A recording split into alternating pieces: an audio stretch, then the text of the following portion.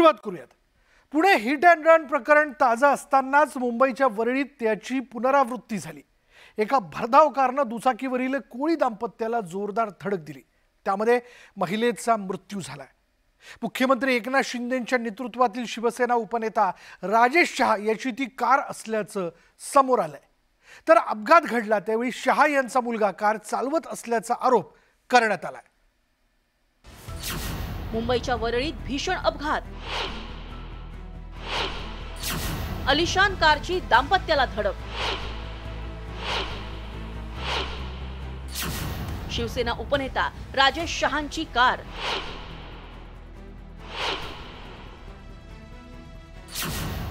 अपघातात महिलेचा मृत्यू।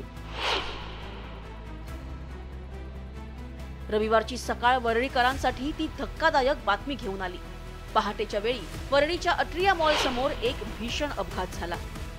ससून डॉक वरून मासे खरेदी करून परतणाऱ्या प्रदीप आणि कावेरी या नाखवा दाम्पत्याला पहाटे 5:30 वाजण्याच्या सुमारास BMW कारनं जोरदार धडक दिली। त्यामुळे दुचाकीचं नियंत्रण सुटलं आणि नाखवा पती पत्नी कारच्या बोनेटवर पडले। प्रदीप नाखवा यांनी कारच्या बोनेटवरून बाजूला उडी घेतली, मात्र कावेरी नाखवा यांना उडी मारता आली नाही। त्यामुळे काही अंतर त्या कार सोबत फरफटत गेल्या। या अपघातानंतर कार चालकानं अपघात स्थळावरून पळ काढला। त्यानंतर कावेरी नाखवा यांना उपचारासाठी नायर रुग्णालयात भरती करण्यात आलं, पण तोपर्यंत त्यांचा मृत्यू झाला होता। याच्यामध्ये खरं तर 302 इंटेन्शनली हा झालेली गोष्ट आहे। हा 302चाच गुन्हा दाखल झाला पाहिजे आणि जो कोण आरोपी असेल त्याच्यावर कडकात कडक कारवाई ही पोलीस स्टेशननी केली पाहिजे। या संदर्भात माझं सिनियर PI साहेबांशी पण बोलणं झालंय आणि त्यांनी आश्वस्त केलं की कडकात कडक कारवाई हे पोलीस या सगळ्या प्रकरणात करतील। ज्या आलिशान कारनं नाखवा दाम्पत्याला जोरदार धडक दिली ती कार मुख्यमंत्री एकनाथ शिंदेंच्या नेतृत्वातील शिवसेनेचे उपनेते राजेश शहांची असल्याचं समोर आलंय। अपघातावेळी शहा यांचा मुलगा मिहिर शहा कार चालवत असल्याचा आरोप करण्यात आलाय। चालक होता जो तरुण मुलगा होता त्याला आता पकडण्याचा पूर्ण प्रयत्न सुरू आहे। आमचं म्हणणं हेच राहील की ह्याच्यात तो लवकर पकडला पाहिजे आणि त्याला कडक शिक्षा झालीच पाहिजे। पण ह्या पुढेही जाऊन मला वाटतं आपल्याला आठवत असेल मागच्या वर्षी देखील मी अधिवेशनात बोललो होतो की मुंबईत गाडी चालवण्याची जी पद्धत आहे ती बिघडत चाललेली आहे।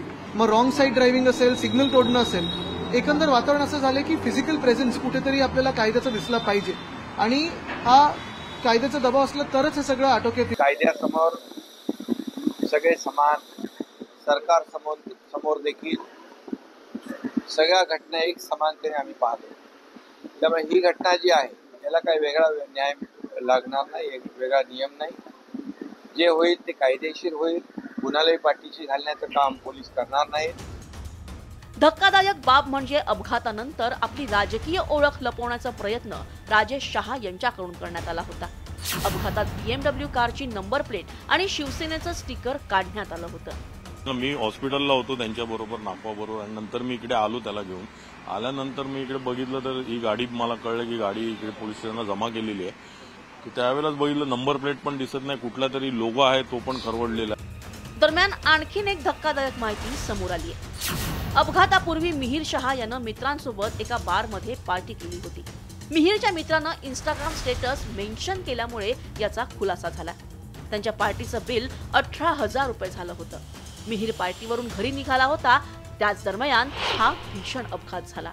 या प्रकरणी पोलिसांनी राजेश शहा आणि वाहन चालक राजरोपी राजेंद्र सिंग बिडावत यांना ताब्यात घेतलंय। वरळीतील हिट अँड रन घटनेमुळे एकच खळबळ उडाली आहे। सुष्मिता भदाणे, न्यूज 18 लोकमत, मुंबई।